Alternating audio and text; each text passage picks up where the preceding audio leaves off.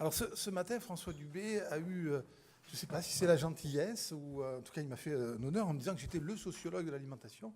Alors c'est absolument faux. C'est absolument faux. Et il y a beaucoup de sociologues de l'alimentation. Et en même temps, c'est un piège, parce que vous voyez, si j'accepte cette posture, je vais être dans la posture du censeur, c'est bien, c'est pas bien. Alors, on n'est pas du tout dans ce registre. Et juste quelques exemples pour montrer comment ce champ est en marche, comment il est organisé, et puis d'emblée remercier la Fondation des sciences sociales d'avoir mis un coup de projecteur sur cet objet qui monte en charge dans le monde académique et qui se développe. Et un des signes de son développement, c'est justement les concurrences paradigmatiques, les écoles qui se constituent, qui reconnaissent des éléments communs, mais qui s'affrontent sur un certain nombre de territoires, sur un certain nombre de questions, et qui attestent de ce développement. Alors, prenons quelques signes pour voir cette vitalité. J'ai eu l'occasion de coordonner un dictionnaire des cultures alimentaires. On voulait l'appeler le dictionnaire du fait alimentaire. Vous voyez, et puis les services commerciaux de l'éditeur ont trouvé que c'était trop interne comme définition. Il y a 160 auteurs travaillant en 4 langues, et on voit à quel point le territoire est maillé à la fois par des entrées dans la question, à la fois par des méthodologies, à la fois par des disciplines. Et la journée d'aujourd'hui montre à quel point on est sur un objet qui aujourd'hui travaille plusieurs disciplines.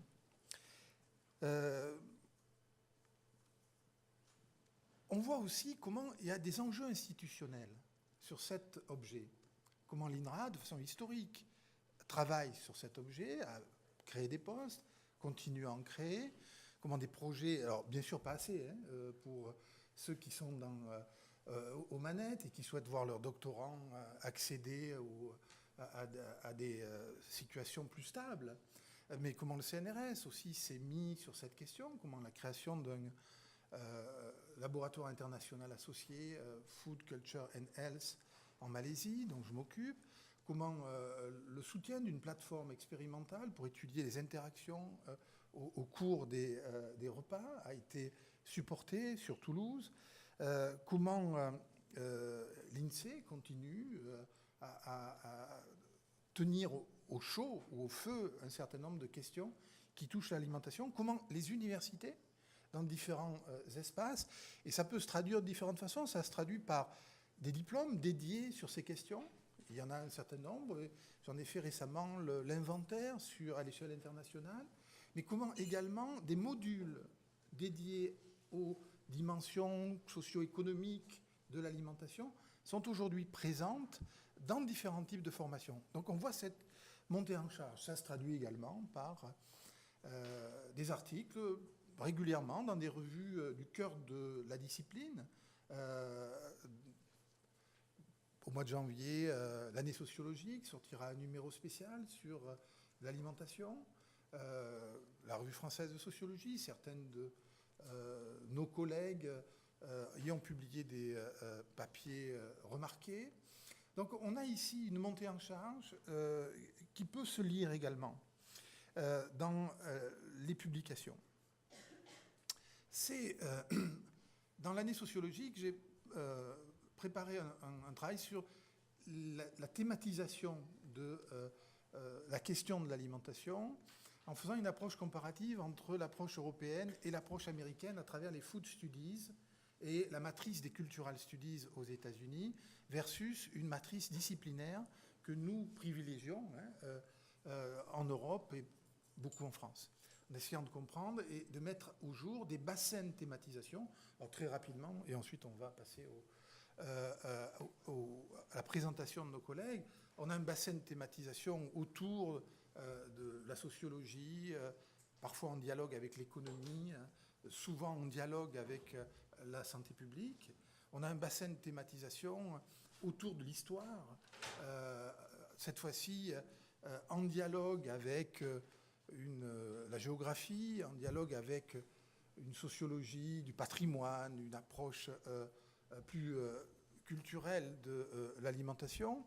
On a une thématisation autour de la problématique du développement, très souvent articulée sur des écoles ou des institutions articulées, arrimées ou en relation avec l'agriculture, l'agronomie, le développement international. Et on a ici, on voit à nouveau des postes qui se créent, des questions qui émergent. Voilà, on a ces thématisations et aujourd'hui on en avait une qui était tout à fait visible, qui était la question du droit et qui semble par certains aspects relayer une thématisation autour de la question du risque qu'on a eu au cours des crises alimentaires des années 90, des années 2000. Et puis pour finir, et là je laisserai la parole tout à l'heure à Jean-Pierre Assoun, la sociologie économique aussi trouve, et on aura peut-être l'occasion d'en dialoguer un petit peu tout à l'heure, trouve ici un espace de connexion ou de thématisation. Pour tout dire, merci d'abord aux organisateurs de cette journée d'avoir identifié ce territoire, ce questionnement. Et merci de la visibilité que vous accordez à ce territoire qui est en cours d'émergence, mais dont maintenant on voit bien que c'est plus du tout la période qu'on avait connue il y a une quinzaine d'années. J'ai le souvenir d'un colloque de la USLF où j'étais plus jeune sociologue au milieu de la salle en train d'entendre un sociologue aujourd'hui très installé qui faisait de la sociologie du droit raconter toute la difficulté qu'il avait eue pour faire émerger cette thématique à l'intérieur de l'histoire de la discipline. Et je me suis dit ce matin, surtout, on ne fait pas ça. Hein, parce que je me rappelle, je me disais, mais putain, qu'est-ce qui nous emmerde avec cette histoire ? On a lu ces bouquins et on est bien d'accord qu'il y a une question qui est aujourd'hui en marche et que... alors, quid de demain ? Et bien, quid de demain, c'est ce qui va se passer maintenant avec les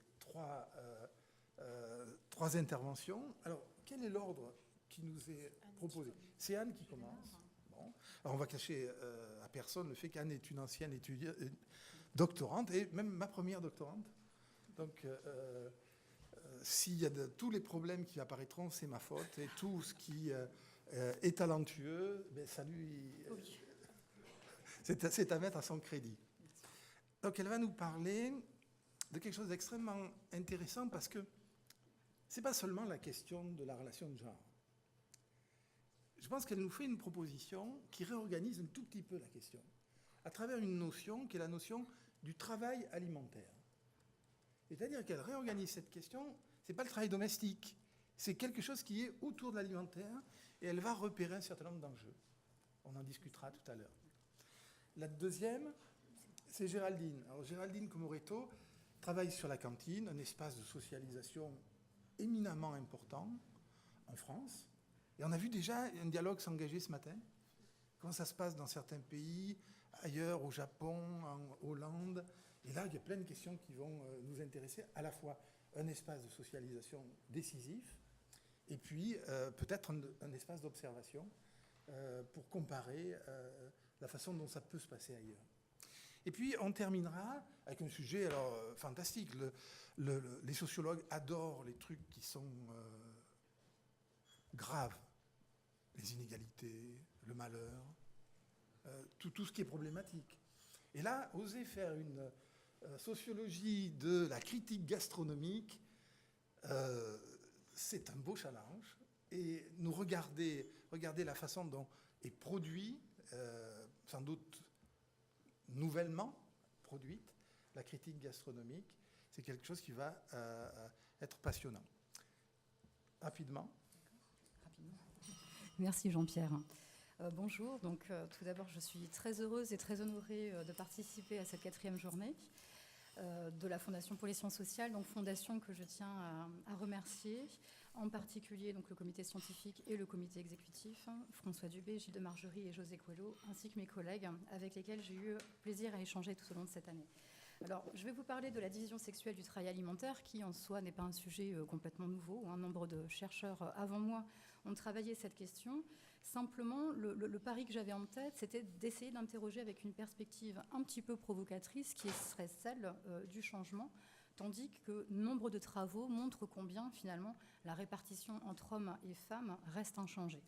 Alors, l'idée, si vous voulez, qui est défendue ici, c'est pas l'appropriation de la cuisine par les hommes, tel qu'on pourrait le percevoir dans une première lecture, c'est plutôt l'appropriation des enfants par les hommes, qui pose à la fois les questions, si vous voulez, de injonction à la parentalité et qui se trame et qui s'organise sans doute autour d'une revalorisation de la paternité. Ça, ce serait le premier point. Le deuxième point, c'est effectivement d'aborder cette question sous l'angle du travail alimentaire, dans la perspective de nombre de travaux, si vous voulez, dans les études genre en particulier, et qui permet, alors là je fais un clin d'œil auprès de Séverine Gaujard qui est là, je suis ravie qu'elle soit là, parce que Séverine Gaujard a présenté il y a quelques années un formidable ouvrage qui s'intitulait « Le métier de mère ».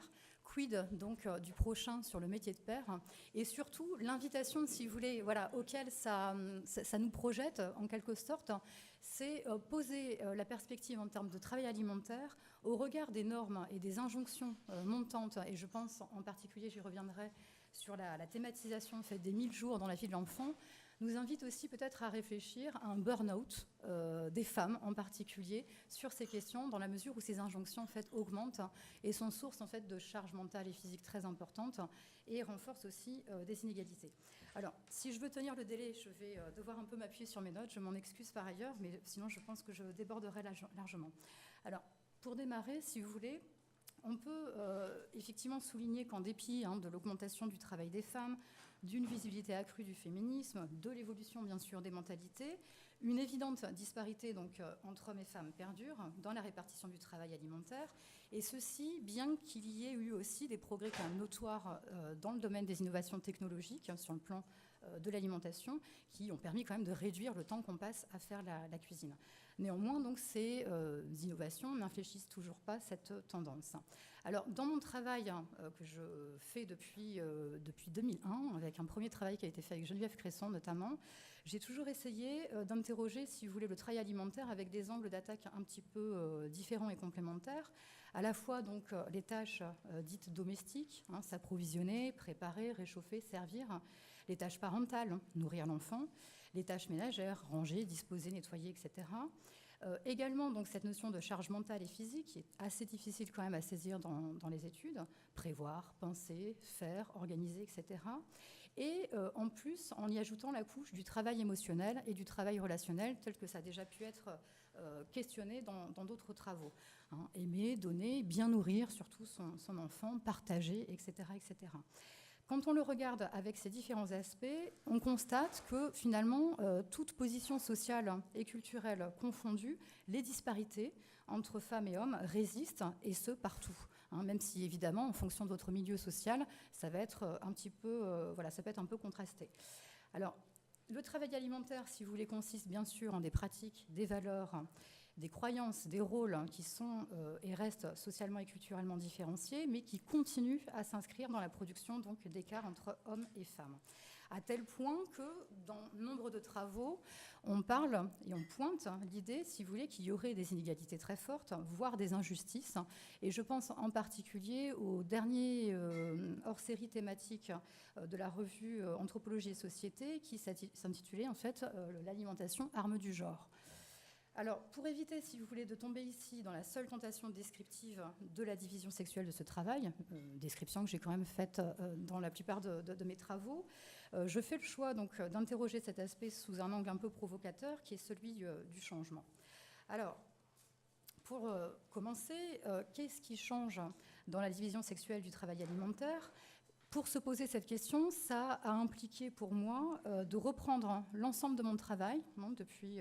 Alors, j'ai pas repris depuis 2001, mais depuis essentiellement en fait la thèse, et de poursuivre en fait les réflexions avec de nouveaux terrains, en essayant de traquer la présence masculine dans le travail alimentaire un peu plus finement que ce que j'avais pu faire au préalable en fait dans les précédents travaux, qui ne portaient pas directement en fait sur ces questions, mais plutôt sur la question de la socialisation alimentaire. Alors, faire ce travail-là, c'est à la fois un travail presque, j'ai envie de dire, introspectif et critique sur son propre travail, mais c'est aussi faire un écart moral, dans la mesure où quand même la plupart des travaux pointent une espèce d'injustice, si vous voulez, Et alors, j'aime énormément la référence en fait au texte de Michel Ferrand, qui montrait dès 1983, dans un très très beau texte, qui s'interrogeait, si vous voulez, sur le fait que de la capacité biologique momentanée des femmes à nourrir leurs enfants, la société en avait déduit leur fonction sociale durable de mère nourricière. Je trouve cette formule d'une actualité encore tout à fait saisissante. Alors, qu'est-ce qui change dans la division sexuelle du travail alimentaire ? Cette question donc a impliqué à la fois une dimension temporelle, dont mes travaux en fait réalisés sur plusieurs années et bien sûr étayés par des données d'autres recherches rendent en partie compte. Et ça permet, par exemple, sur le plan du suivi longitudinal, de identifier des changements selon différentes étapes du cycle de vie, la formation d'un couple, l'arrivée d'un premier enfant, l'arrivée de plusieurs enfants, les recompositions familiales, etc., sont autant, si vous voulez, de moments où les choses pourraient potentiellement se renverser. Alors, à ce niveau-ci, j'ai mené, donc, dans le cadre de ce papier, un travail auprès de pères uniquement, mais de pères en situation de divorce, avec une garde partagée ou en situation de veuvage, ceci pour essayer de tordre en quelque sorte le cou aux stéréotypes tels qu'on peut les percevoir et voir donc si effectivement il y a des choses qui se modifient. Alors une autre manière aussi d'aborder le changement dans la division sexuelle du travail alimentaire, c'est de comparer les normes et les pratiques. Donc c'est quelque chose qui, avec notamment Jean-Pierre dans le domaine de l'alimentation, est développé, est assez classique dans les sciences sociales et qui permet de repérer dans des questionnaires ou des entretiens ou des observations des décalages, souvent des dissonances cognitives entre ce que les gens pensent qu'ils devraient faire et ce qu'ils font réellement. Alors, appliqué au travail alimentaire à destination des enfants, ça permet de révéler, en particulier chez les gens plutôt bien dotés socialement, l'affichage de principes égalitaires extrêmement forts en matière de travail alimentaire pour les enfants, mais des pratiques qui restent quand même parfaitement inégalitaires, surtout quand il y a plusieurs enfants. Alors également, une autre posture que j'ai choisie, puisque je travaille principalement sur les enfants, les adolescents et les petits-enfants depuis plus récemment. Et donc, une autre manière de regarder le changement, c'est de regarder les traces qui sont laissées sur les enfants en matière de socialisation et donc d'observer finalement ces différents aspects avec ces différentes lunettes sociologiques. Alors, si je veux vraiment respecter le temps, je vais passer très rapidement là-dessus, puisque je l'en ai déjà un petit peu parlé. Alors, quand j'ai eu cette démarche, si vous voulez, de reprendre tout mon travail, j'ai repris des questions que j'avais mises un peu de côté, qui étaient finalement pourquoi on a du mal à sonder le travail alimentaire sans limiter cet aspect à un seul des deux sexes. Pour le dire autrement, j'ai toujours eu des difficultés, je ne suis pas la seule, à recruter des hommes. Alors, cette démarche un petit peu critique et introspective vous permet de vous dire, peut-être qu'il est quand même plus facile d'interroger des femmes, et quand on a un temps de collecte qui est quand même considérablement réduit dans des programmes de recherche, on va aller plutôt vers les femmes.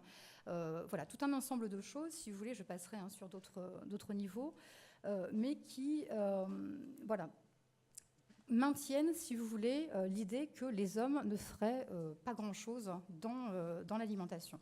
Alors, 3 perspectives donc, vont être proposées ici. La première, sur laquelle je passerai très très rapidement, est celle finalement de revenir aussi sur la littérature qui est faite sur ces questions, en montrant les différences en fait dans les comportements alimentaires et donc de faire un état des lieux assez synthétique de ce qui ne change pas ou si peu.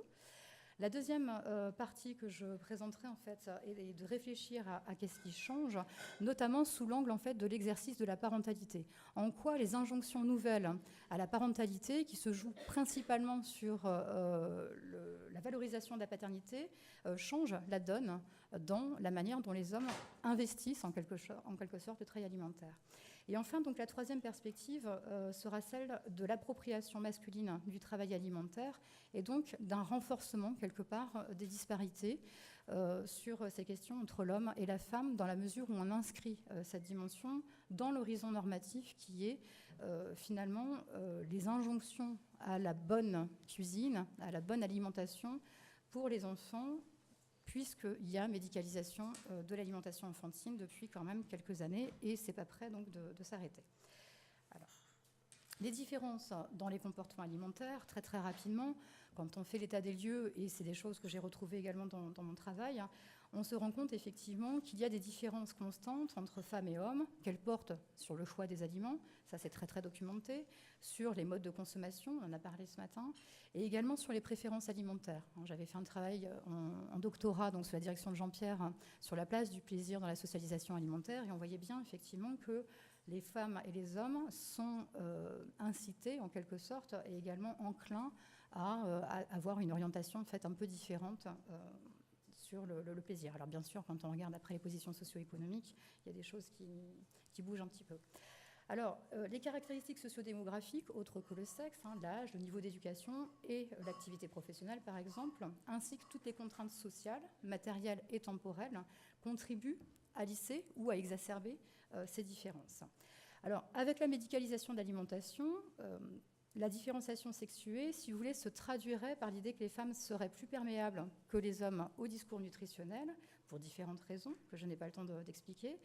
Et ça se traduit par un renforcement de l'idée que les hommes sont incompétents pour leur propre santé et donc probablement incompétents pour la santé nutritionnelle de leur progéniture. Donc, dans ce sens-là, si vous voulez, les attentes sociales à l'encontre des hommes sont quand même moins fortes que celles qu'on a pour les femmes.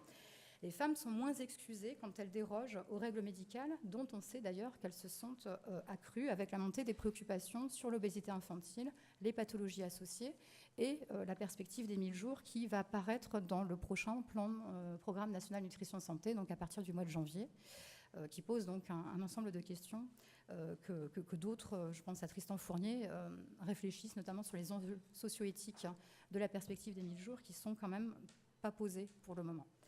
Alors, ces différences, bien sûr, trouvent pour une part leur origine dans la division sexuelle des tâches relatives à l'alimentation, qui elle-même contribue à les renforcer. Alors, vous avez tous en tête que l'organisation entre hommes et femmes est la conséquence de l'affectation prioritaire des femmes à la sphère familiale et des hommes à la sphère professionnelle, tout ceci étant bien sûr renforcé par des effets de la construction sociale des identités et des rôles attachés au masculin et au féminin. Je vous renvoie en fait au très beau travail de Françoise Héritier sur ces questions. Alors, est-ce qu'il est sérieux de s'interroger sur les changements ? Alors, quand les hommes participent, qu'est-ce que ça change ? Alors, il faut que je... Voilà. Quand les hommes participent, qu'est-ce que ça change ? Alors, je me suis intéressée effectivement à ce que fournissaient mères et pères et l'effet surtout sur les enfants de cette production alimentaire. Et il en résulte pour le moment que l'investissement moindre des pères, bien que socialement différencié bien sûr, reste avéré, mais surtout qu'il se traduit par une responsabilité et une information moindre qui a pour effet de les inciter à davantage ouvrir le registre alimentaire de leur enfant, voire le registre du mangeable. C'est notamment tout ce qui va se tramer autour d'expériences sensorielles assez innovantes, assez sensationnelles en quelque sorte, et parfois sans considération, si vous voulez, des recommandations nutritionnelles. Je pense en particulier sur la question de la diversification. Dès que l'enfant en fait, a une dent, les pères vont impulser en fait, le passage au morceau. Alors, c'est également le cas sur l'introduction d'aliments aux flaveurs développées, le piquant, l'amertume. C'est des choses qui ressortent dans la parole des enfants et des expériences en fait, qui les marquent.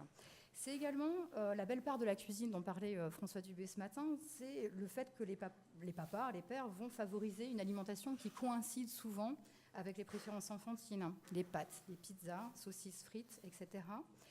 Et en outre, le fait qu'ils soient des véritables cuisiniers du dimanche. Donc, dans ce cas-là, ils vont associer l'enfant beaucoup plus fortement en fait, que la mère qui travaille quotidiennement en fait, à l'alimentation dans la confection de la cuisine. Donc on a bien, si vous voulez, dans cette activité, un double rôle à la fois d'éveil sensoriel, d'occupation de l'enfant, qui renforce la réponse en fait, aux injonctions à la parentalité, mais qui en plus s'inscrit dans une tendance très très forte en France, qui est celle de l'éducation sensorielle, et qui est extrêmement défendue par nombre de prescripteurs. Alors je vais essayer d'aller peut-être un petit peu plus vite. Voilà, donc ça je l'ai déjà évoqué. Alors, pour ce qui concerne les charges mentales et physiques inhérentes à l'activité nourricière des hommes, ce que l'on pourrait retenir, c'est qu'elles sont présentes, tout comme pour les mères, simplement elles sont vécues et perçues de façon beaucoup plus épanouissante ou positive, à l'inverse de certaines mères qui les associent plutôt à de la fatigue, de la contrainte, de la lassitude, voire parfois de l'aliénation. Donc je suis obligée de passer très très vite, mais on a finalement quelque chose qui permet, quand on regarde dans toutes les multiples activités, de voir des indices de la participation masculine à ces activités, ce qui nous permet aussi de sortir un peu des descriptions figées, je pense aux grandes données macrosociologiques, si vous voulez, qui invisibilisent complètement le travail aussi qui peut être fait par les hommes et qui cristallisent en fait l'image d'homme un peu fantôme ou désengagé. Cependant, ce qu'il faut retenir, c'est que l'affectation non prioritaire des hommes à la sphère alimentaire familiale va se jouer en fait dans la production de charges mentales et physiques extrêmement épanouissantes, extrêmement valorisantes et valorisées aussi, dans la mesure où ça reste envisagé comme un don de soi. Donc les hommes choisissent quand ils veulent faire à manger, à la différence des femmes. Et donc ils y associent plus volontiers leurs enfants, ce qui laisse évidemment des traces assez importantes. Donc, je vais passer sur la position secondaire de dépannage, mais ce que révélait aussi une partie de mon travail, c'est que les hommes vont arriver à la rescousse. Quand il y a une situation dramatique à table, c'est le père qui va prendre le relais pour abaisser et réduire les tensions éducatives, etc. Donc, il y a une forme, si vous voulez, d'appropriation de l'enfant et une appropriation, bien sûr, de l'alimentation de l'enfant. Donc, c'est là-dessus que je pense qu'il résiderait un changement. Également, les hommes en fait sont enclins ou incités à valoriser l'hédonisme, ce qui dans la culture française est quelque chose d'assez valorisé et donc valorisant, tandis que les femmes sont toujours obligées finalement de combiner et d'osciller entre activation du plaisir au jour le jour et horizon de la santé. Donc j'en viens, alors j'ai complètement oublié, je suis désolée, mes diapositives, donc avec des traces, si vous voulez, de ce qui est préparé par les pères, ce qui est préparé par les mères, etc. Je passe là-dessus. Voilà, et j'en arrive donc à ma troisième partie et bientôt ma conclusion. Alors, quel changement dans la division sexuelle du travail alimentaire ? Effectivement, si on inscrit en fait l'horizon du plaisir et de la santé comme étant activé de façon différenciée par les hommes et les femmes, les pères et les mères, il en résulte finalement que les premiers valorisent dans leur pratique des valeurs de rassemblement et d'hédonisme qui sont parfois incompatibles avec les recommandations nutritionnelles, tandis que les secondes sont toujours conduites à les combiner, ce qui est parfois et très souvent malaisé. Alors avec les préoccupations relatives à l'obésité infantile et les 1000 jours, l'encadrement normatif des modes d'alimentation du jeune enfant se durcit et les systèmes normatifs sur lesquels le contrôle s'appuie accentuent l'idée qu'il s'agit d'une activité maternelle qui débute avec l'alimentation de la femme enceinte en période de gestation, puis l'allaitement et progressivement l'alimentation familiale, ce qui accroît et va probablement accroître encore plus les disparités entre les hommes et les femmes, entre les pères et les mères. Donc l'encadrement normatif croissant des pratiques nourricières peut être évidemment, et c'est des choses qu'on retrouve dans la plupart des travaux qui sont faits sur ces questions, source de réflexivité, d'angoisse, de culpabilité, mais aussi peut-être de conflits si les inégalités entre femmes et hommes dans le travail nourricier perdurent, qui plus est quand elles sont renforcées par d'autres inégalités sociales. D'après nos résultats, donc, les charges mentales, si vous voulez, physiques des hommes peuvent être tout aussi élevées que celles des femmes, mais elles seront toujours vécues de façon plus décomplexée. C'était le cas notamment des papas en situation de garde alternée. On peut se dire, quand ils ont 50% du temps, leurs enfants, les charges physiques et mentales sont tout à fait identiques. Cependant, le cadrage normatif étant moindre, du coup, ils le vivent de manière beaucoup plus détendue. Donc ça n'a pas du tout les mêmes résonances. Donc aborder, si vous voulez, de manière élargie la dimension sexuée du travail alimentaire permet de formuler une nouvelle hypothèse, celle d'une appropriation masculine dans la socialisation alimentaire des enfants, de laquelle naisseraient de nouvelles inégalités entre hommes et femmes, père et mère, favorables au premier et défavorables aux secondes. C'est donc, je l'ai déjà dit, vers une revalorisation en fait, de la paternité dans ces domaines que l'on se dirige. Je vais m'arrêter dans 2 petites secondes. Oui ? Je vous remercie. Au détriment des femmes, à qui il incombera toujours de veiller sur la santé. Donc, simplement pour terminer, ces aspects, me semble-t-il, nous invitent à déconstruire la normalisation de l'assignation au père et la naturalisation en domaine de compétences féminines du travail alimentaire, ainsi qu'à mieux comprendre l'appropriation des hommes de la socialisation alimentaire enfantine au regard des enjeux socio-éthiques posés par les 1000 jours et l'obésité infantile, et surtout pour nous permettre en fait, de se libérer des stéréotypes et des formes d'assignation sexuée dans la fonction nourricière et permettre aux enfants finalement de se socialiser aussi différemment. Voilà, je vous remercie.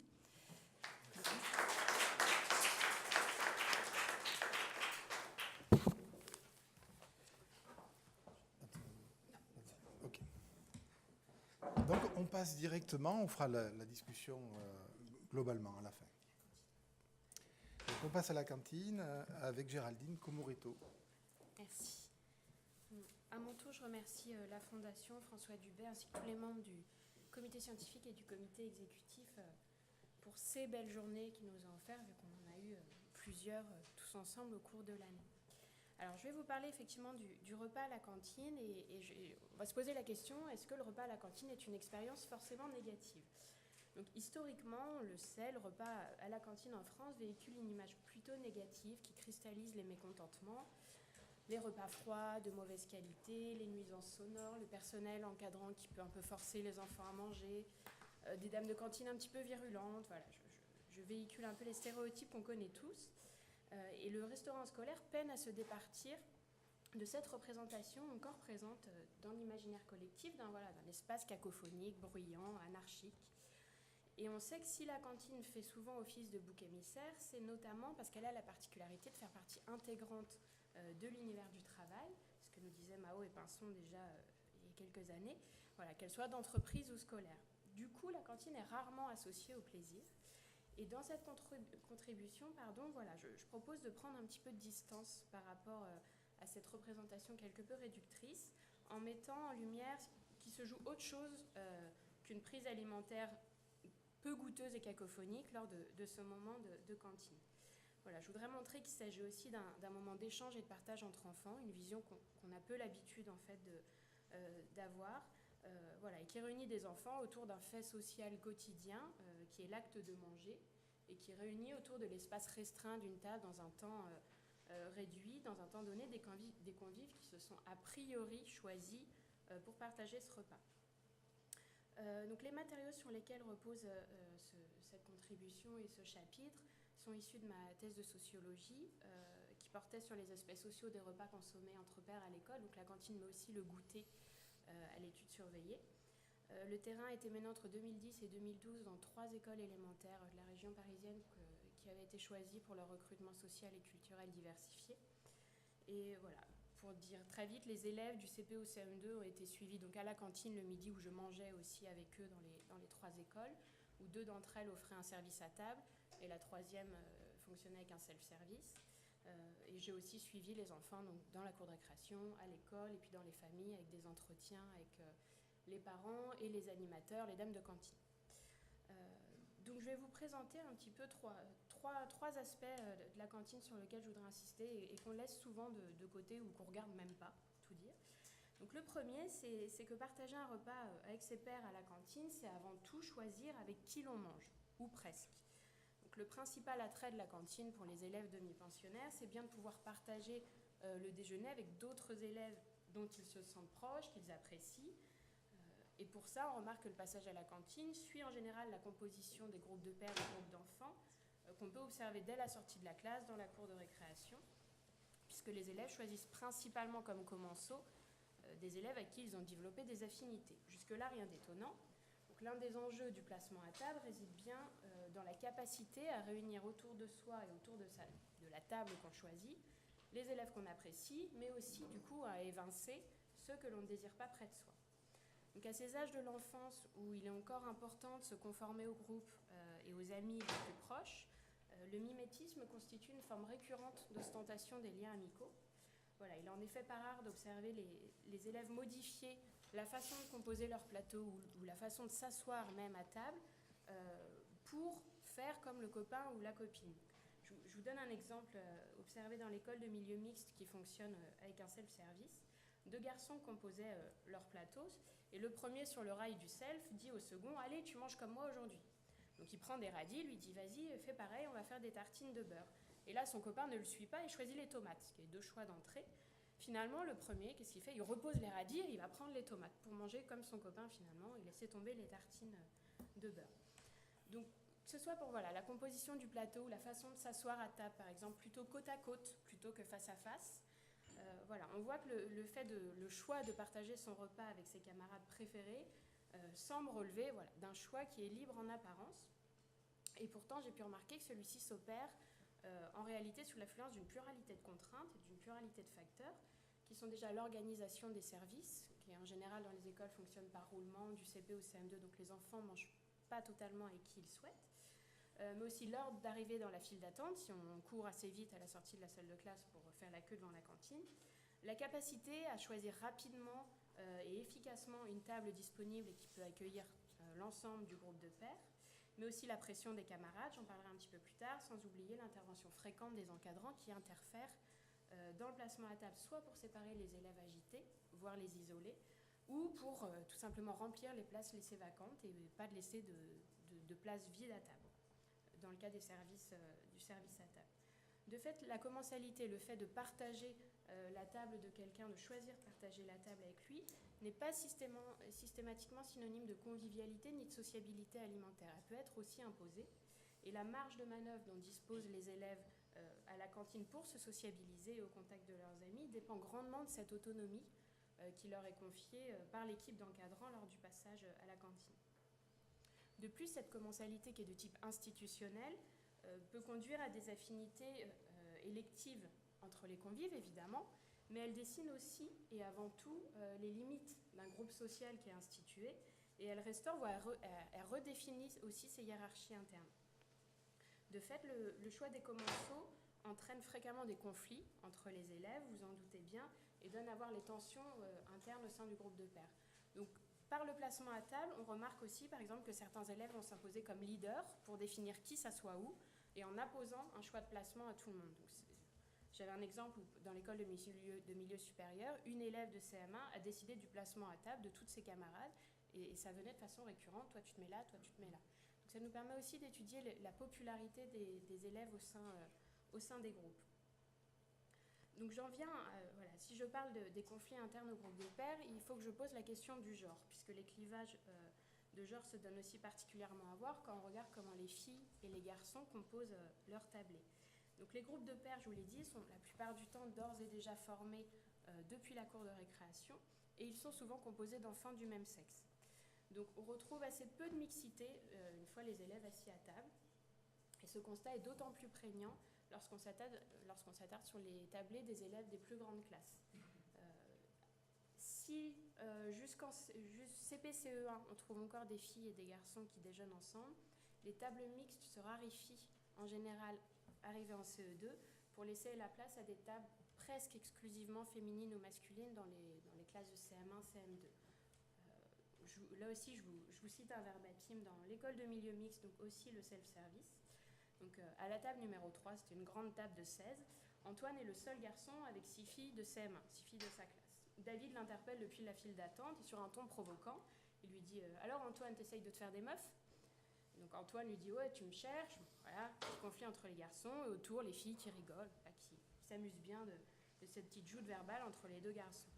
Donc on voit bien que dans les grandes classes, les élèves s'éloignent plutôt des enfants du sexe opposé pour éviter ce type de raillerie, alors que dans les petites classes et jusqu'en CE2, les histoires d'amour sont plus assumées, plus valorisées à la cantine, et elles permettent même justement, les tables mixtes permettent parfois de manger avec son amoureux et son amoureuse. Voilà, dans les petites classes, et je mange pas trop avec des garçons, mais quand je mange avec un garçon, c'est qu'il y a mon amoureux à la table. Donc voilà, on constate que le CE2 constitue une période de transition entre deux modes d'expression des sentiments amoureux, un attachement démonstratif et revendiqué chez les plus jeunes, face à une séduction à distance et en apparence teintée de répulsion chez les plus grands. C'est des choses qu'on voit aussi, que Julie Delalande a remarqué dans la cour de récréation par exemple, et qui prennent une ampleur beaucoup plus forte dans un espace restreint de la table où justement les enfants choisissent en partie avec qui ils veulent manger.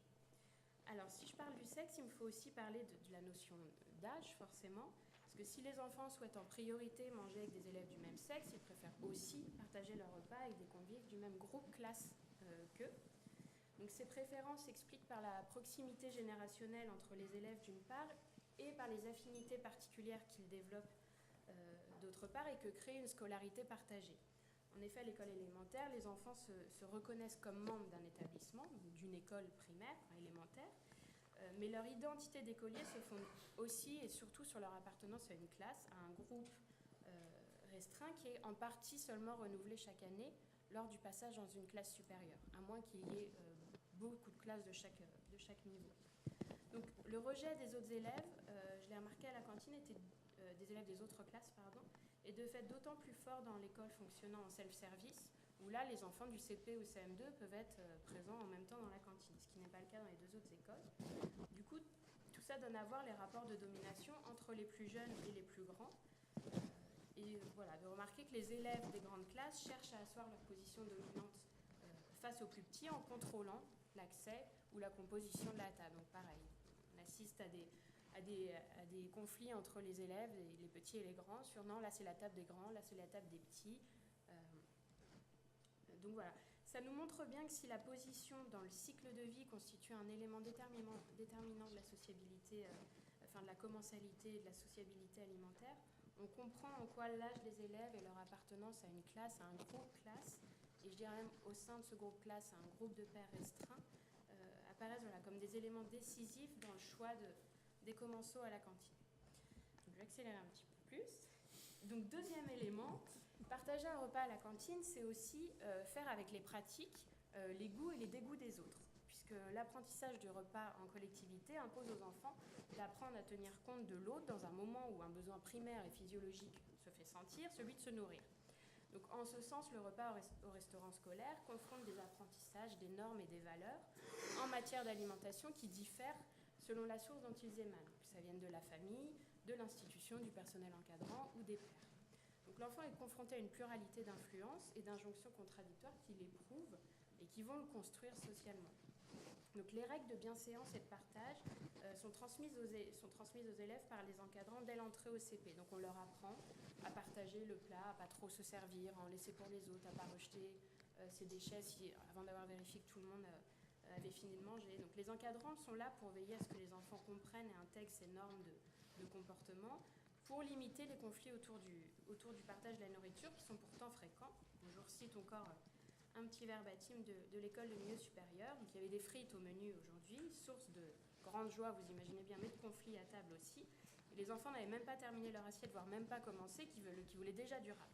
Donc il y en a un qui dit « mais t'en as pris 300 000, regarde ce qu'on a, nous ».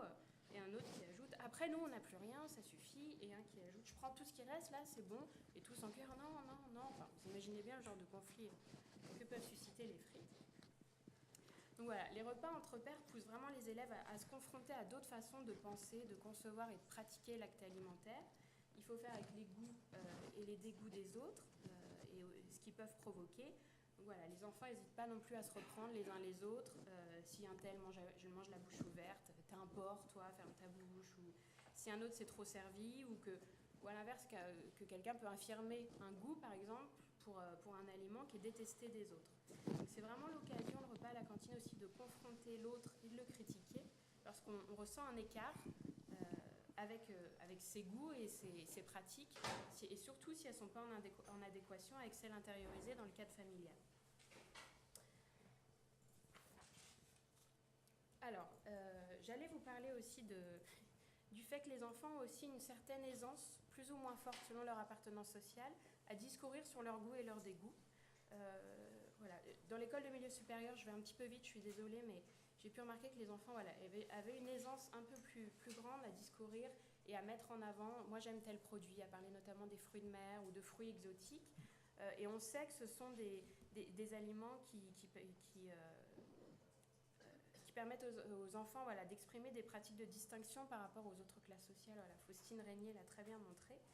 Donc, on voit bien aussi à la cantine que les enfants adoptent en famille des comportements mimétiques et intègrent forcément un modèle alimentaire familial qu'ils reproduisent à l'école en mettant en avant l'étendue de leur répertoire alimentaire, par exemple, ou les pratiques familiales distinctives socialement ou culturellement.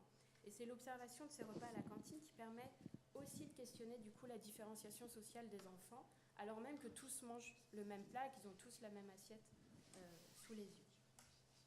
Troisième point, manger à la cantine, enfin, c'est aussi se réapproprier un espace-temps qui a été mis à disposition des enfants par les adultes, avec des codes propres à l'enfance. Donc là, je vais vous parler un petit peu rapidement de certains exemples de jeux qu'on peut remarquer à la cantine que vous connaissez tous. On est sur un espace-temps qui contraint les corps enfantins pendant un temps parfois très long. Sur un service à table, on peut être jusqu'à 45 minutes à table, ce qui est très long pour un enfant de 6-7 ans, même pour les plus grands. De fait, les élèves s'approprient et détournent vraiment ce moment de façon à le rendre moins monotone. Donc voilà, j'ai pu observer les jeux alimentaires qui constituent la forme de jeu la plus répandue dans les restaurants scolaires. Donc, les jeux avec les aliments, les batailles, manger le plus vite, manger le plus lentement. Et finalement, ces jeux sont à la fois provoqués par des aliments très appréciés des enfants et dont la dimension ludique permet de prolonger le plaisir, mais aussi avec des aliments qu'ils apprécient peu. Puisque finalement, jouer quelques temps avec un produit qui est peu aimé permet de repousser le moment fatidique où il devra être consommé. Donc finalement, ils jouent autant, Nicoletta Diasio l'a montré, autant avec des aliments qu'ils adorent qu'avec des aliments qu'ils détestent. Ils vont aussi jouer avec des choux-fleurs ou des choux de Bruxelles. Ces jeux alimentaires constituent aussi un moyen de transgresser, de se mettre en avant, de se valoriser par rapport au père et d'être toujours dans cette tension où, comme pour le placement à table, les encadrants interviennent, mais pas totalement. Et sur les jeux alimentaires, on est pareil, sur une tension entre transgression et respect des règles institutionnelles, respect des règles de la cantine. Et puis on a aussi des jeux avec l'aliment qui s'imposent dans toutes les écoles et même au-delà de l'école alimentaire comme un rite profane. Donc j'allais vous parler du jeu de la pomme, où, je ne sais pas si vous connaissez, on tourne la pomme jusqu'à ce que la queue cède. Enfin bon, je n'ai pas le temps de vous expliquer en détail, mais dans toutes les écoles, voilà, on a des jeux avec la pomme ou alors les animateurs ont un coupe-pomme qui enlève le trognon et coupe la pomme en quartier. Et les enfants en font des fleurs. Voilà. Et c'est des pratiques que j'ai vues de manière récurrente dans toutes les écoles. Donc avec les aliments, mais aussi avec les objets mis à disposition des enfants dans la cantine, donc le verre d'eau, le broc d'eau, etc. Donc, pour finir, je vous citerai juste l'exemple d'un des jeux les plus connus qui a été pratiqué par des générations entières d'écoliers, qui est de regarder l'âge dans le fond de son verre, et qui est une pratique qui permet aux enfants de s'évader pendant un temps, de laisser libre cours à leur imaginaire, et de s'imaginer le temps d'un jeu, leur âge fictif, qui sont soit le bébé de la table, soit le plus vieux, mais qui permet aussi de ne pas aller chercher l'eau. Par exemple, là, je suis le plus jeune, c'est pas moi qui vais chercher le broc d'eau. Voilà. Et ce que les enfants ne savent pas, c'est que les vrais verres Duralex, dont le petit numéro est inscrit, correspondent au moule utilisé par le fabricant, et que les enfants ne peuvent pas avoir plus de 48 ans sur les vrais verres Duralex. Chance. Mais bon. Donc voilà, on voit qu'aussi les objets de la cantine peuvent être réutilisés aussi, je vous dis, à des fins utiles. Le broc d'eau sert aussi à éviter les corvées ou à l'inverse, pouvoir se lever et aller chercher de l'eau quand on doit rester 45 minutes à table. Donc tout est détourné aussi pour servir les pratiques enfantines et créer du lien social entre les enfants et les intégrer au groupe. Je peux conclure très rapidement. Donc on voit comment le moment de cantine structure la journée d'un écolier sur des aspects auxquels on ne pense pas forcément habituellement, et parce que c'est un peu un temps c'est du sens commun, on ne se pose pas vraiment la question aussi de ce qui se passe à la cantine. Et finalement, il cristallise vraiment autour d'un acte commensal les relations entre pairs, où se mêlent diverses façons de faire, de voir, de concevoir l'alimentation. J'ai parlé que des pairs, mais il y a celle des animateurs, des dames de cantine, de tous les personnels qui les encadrent.